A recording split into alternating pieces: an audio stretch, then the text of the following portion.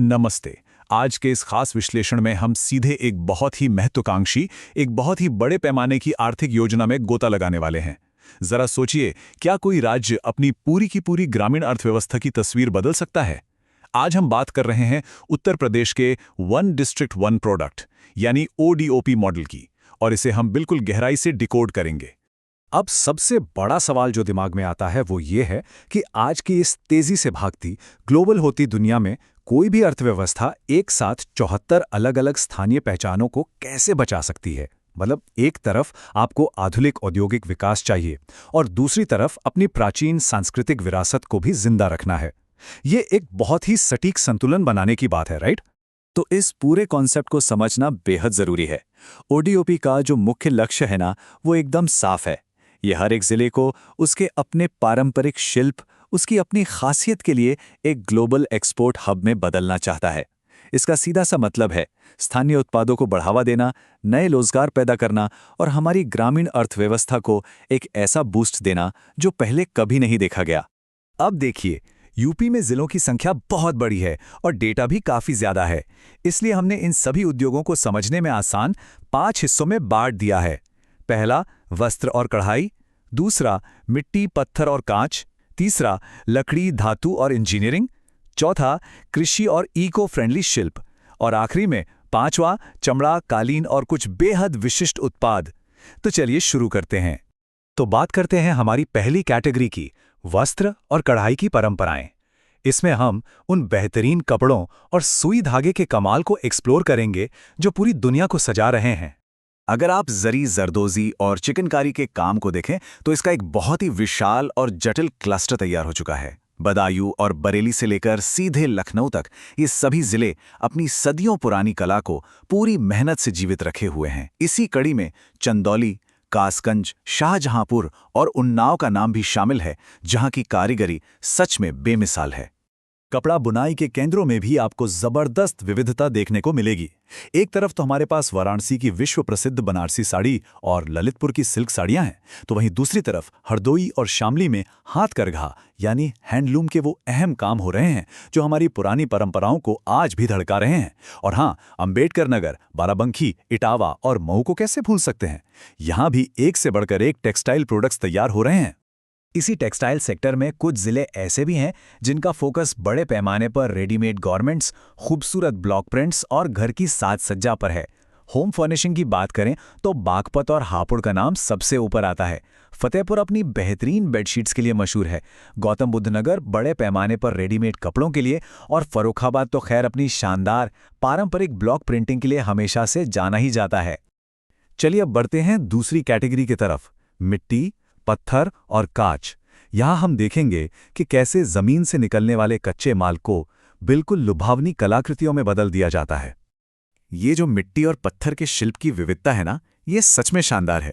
आजमगढ़ की उस चमकदार ब्लैक पॉटरी को ही ले लीजिए, या फिर गोरखपुर के उस बेहद कलात्मक टेराकोटा को। ये सब पृथ्वी की कला के बेहतरीन नमूने हैं।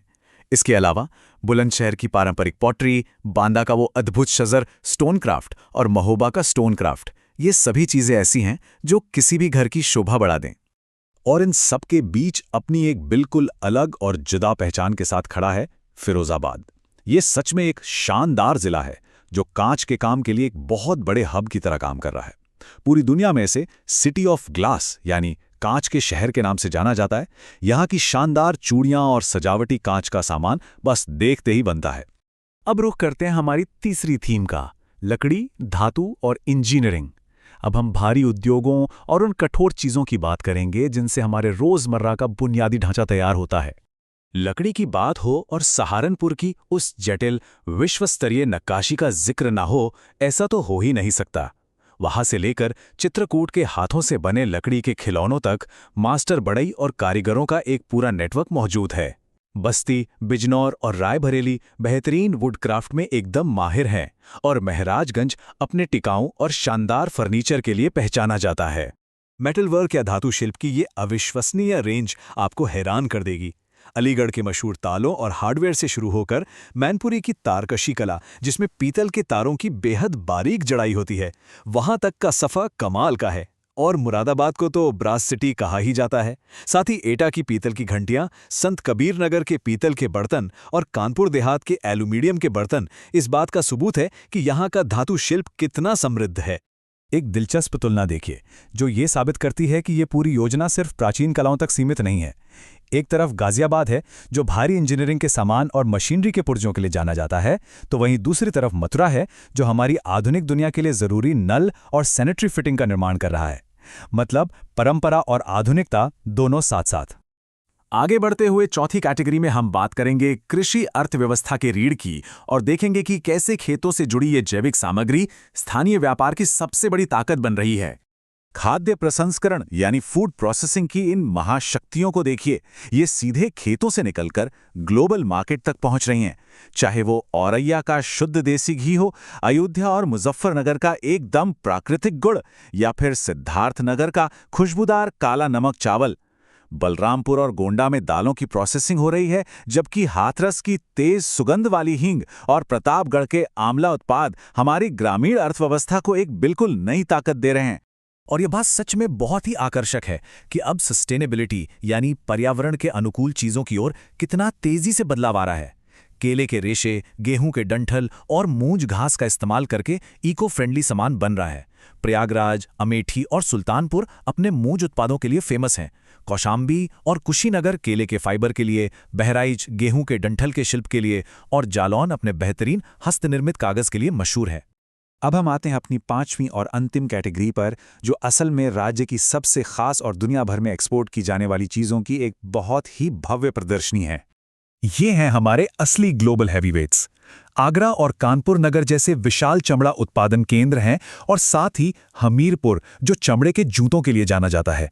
और हाँ, भदोही, मिर्जापुर और सोनभद्र जैसे जिलों में फैली वो विश्व प्रसिद्ध हस्तनिर्मित कालीन बुनाई बेल्ट, ये अपने आप में एक अलग दुनिया है। जौनपुर भी इसी कड़ी में अपने शानदार ऊनी कालीनों के लिए जाना जाता है। इनके अलावा कुछ ऐसी चीजें भी हैं जो बहुत ही सजावटी होने के साथ साथ हमारी संस्कृति से गहराई से जुड़ी हैं।